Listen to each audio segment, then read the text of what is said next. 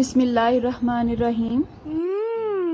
Tasty. जी हाँ, आज हम बनाने जा रहे हैं बहुत ही टेस्टी मैंगो मिल्क शेक और इसे हम बहुत ही डिफरेंट, बहुत ही हेल्दी और इजी तरीके से बनाएंगे।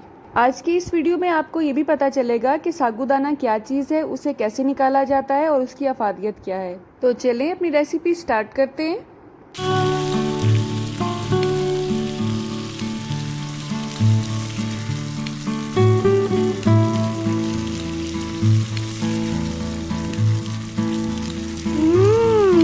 टेस्टी। साबूदाने का पौधा या दरख्त बिल्कुल पाम की तरह का होता है और जो इसकी जड़ें हैं वो बिल्कुल शकरकंदी की तरह की लगती हैं देखने में।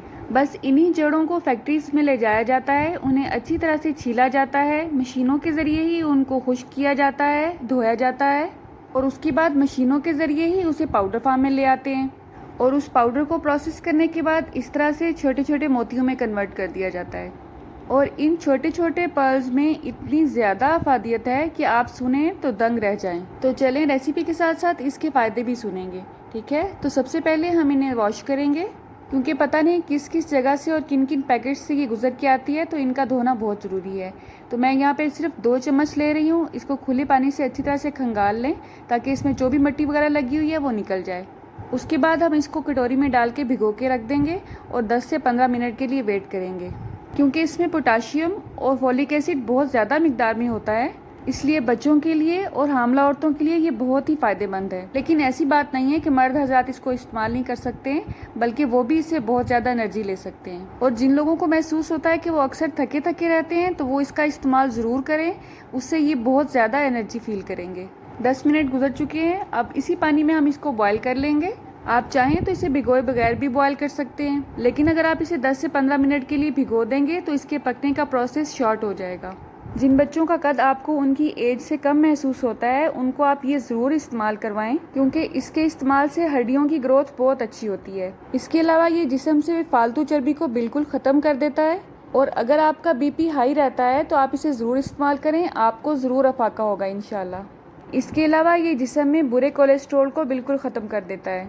अब हमने इसे तब तक पकाना है जब तक कि इसका वाइट दाना ट्रांसपेरेंट नहीं हो जाता और अगर आपको ज़रूरत महसूस हो तो थोड़ा थोड़ा सा पानी ऐड करते जाएं।